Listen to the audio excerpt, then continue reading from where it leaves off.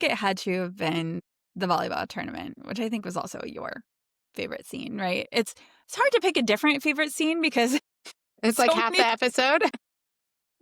so many of the scenes are like things I wish did not happen in this episode. Right. Definitely I'm not going to pick a meddling scene, although there is meddling going on at the volleyball scene. But it was actually kind of symbolic of the whole thing where Taylor's trying to like choreograph this to happen in a very different way, and it cannot be choreographed. Like you cannot force. It's almost like you cannot force her to be with Jer.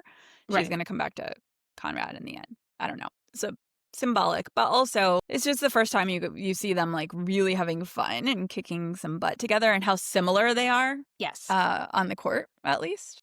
I think they are very similar in lots of ways.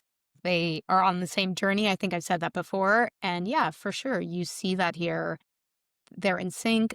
And also how out of sync she is with Jeremiah. And like, you're supposed to dive. That's why we're on sand, you know? And then Conrad just dives without thinking about it. And they have their little special handshakes. And, you know, there's this whole narrative in the show that Jeremiah was her best friend. But I have never really seen any evidence of that. But I see lots of evidence, particularly in this episode, that she and Conrad have always had a special friendship connection. Like they have like 2 or 3 special handshakes that are pretty evolved. She's trying to show Jeremiah a handshake. She knows that he's really good at volleyball, which is her sport. Like, why is he good at beach volleyball or volleyball at all? And he was like, the minute he gets there, yes, Nicole is around, and we should talk about that in a second, but he is like all in on Belly. He's at one point he's watching these 2 girls and it's like, oh, is he checking out the girls? And then he's like, no, he's scouting the girls for Belly. And then he tells Belly, watch them. She's got a lethal spike. Like he's just locked in. He's standing there on the sidelines, like locked in. If I was Nicole, I'd be like, okay, I'm out of here. You're into her. You're not into me.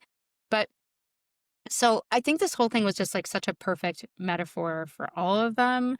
Even when she and Stephen are going against each other, it seems like the parents are rooting for Belly and Conrad, even though Stephen's playing. Isn't that your son?